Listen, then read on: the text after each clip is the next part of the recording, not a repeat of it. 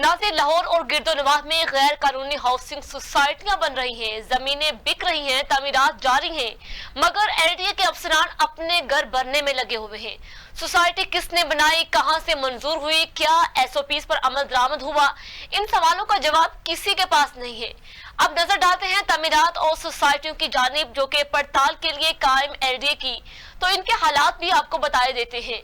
जी तो हम बात करें एलडीए का एमपी विंग की, जी हाँ नाजरीन, ये एमपी विंग गैर कानूनी स्कीमों और लैंड सब डिवीजन का सहूलतकार बन चुका है और बड़े डेवलपर्स जो ग्रुप हैं बाद अफसरों की बैरून ममालिक के दौरे स्पॉन्सर्स करते हैं। ज्यादातर तो सोसाइटियों से महाना भत्ता लेने का भी इंकशाफ सामने आया है और बढ़ते के वक्त मामूली गाड़ियों पर आने वाले जो अफसरान हैं अब आए रोज गाड़ियों के मॉडल बदलने रहे हैं, जबकि 200 के करीब लैंड सब डिवीजन गैर कानूनी स्कीमों के अलावा ग्रीन एरिया में चलने वाली जो स्कीमें हैं इन्हीं अफसरों की मिली भगत और इन्हीं की कारकर्दगी का एक मुंह बोलता सबूत है। चंद अफसरान जो कि डेवलपर्स माफिया की मिली भगत की वजह से अरसा दराज में एमपी विंग में दिल लगा बैठे हैं और कख से लख और लख से करोड़पति बनने वाले जो अफसरों के वारे न्यारे हो गए हैं।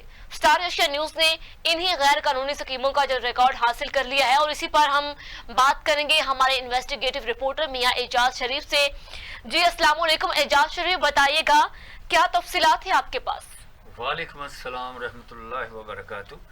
जी, इस वक्त लाहौर के गिरदोनवाह में और लाहौर में बेशुमार गैर कानूनी सोसाइटियाँ बन रही हैं, तकमील तक पहुँच रही हैं बग़ैर किसी एनओसी के, बग़ैर अप्रूवल के। और वो ये सब एलडीए का जो मेट्रोपॉलिटन विंग है जिसे एमपी विंग भी बोलते हैं, इनके अफसरान की मिली भगत का सबूत है।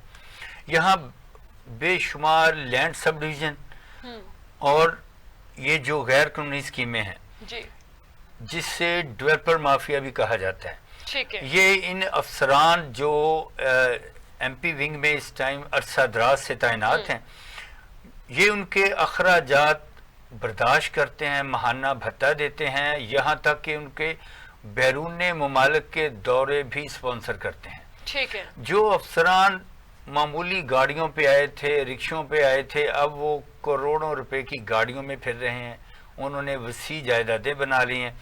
ना तो इन सोसाइटियों के खिलाफ कार्रवाई होती है जी। और ना ही इन अफसरान से कोई पूछगछ कर रहा है कि आपके पास ये एहसासे कहाँ से आए और ये जो गैर कानूनी स्कीमें बन रही हैं इनके खिलाफ कार्रवाई क्यों नहीं हुई।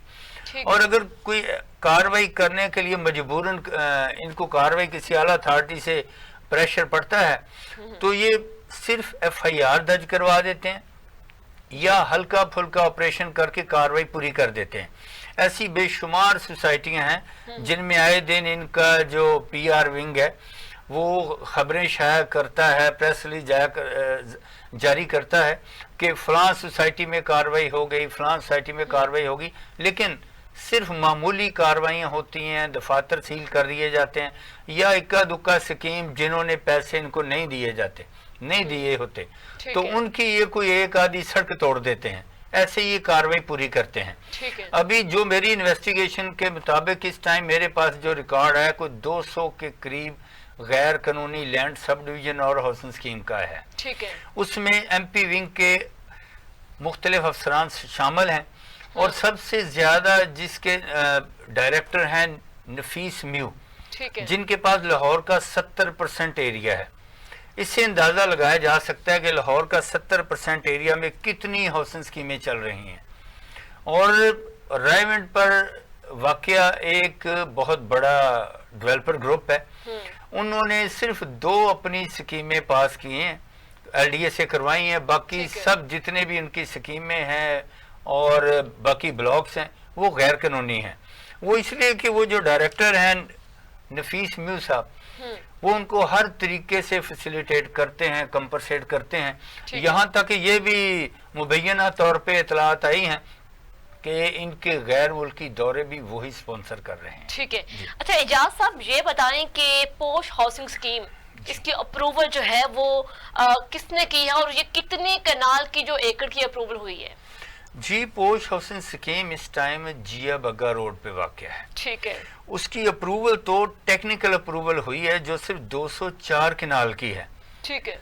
उन्होंने बगैर फाइनल अप्रूवल के सेल परचेज शुरू कर दी, जो कि कानूनी टेक्निकल अप्रूवल के बिहाफ पे उन्होंने सेल परचेज जी जी, ताकि आम लोगों को नहीं ना पता कि फाइनल अप्रूवल के बाद में सेल परचेज होती है।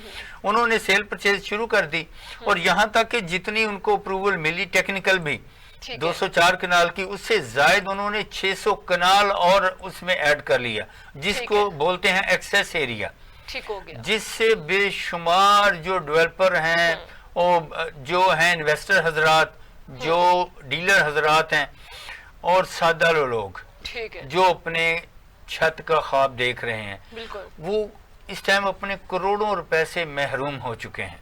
ठीक है, जब क्योंकि वो टोटल गैर कानूनी है, उस वक्त तक वो जब तक फाइनल अप्रूवल नहीं होती, ये पोश हाउसिंग स्कीम जिसका नाम पहले कासम गार्डन था, ये अभी तक गैर कानूनी है और इसीलिए ये अपनी लूट मार में मसरूफ है।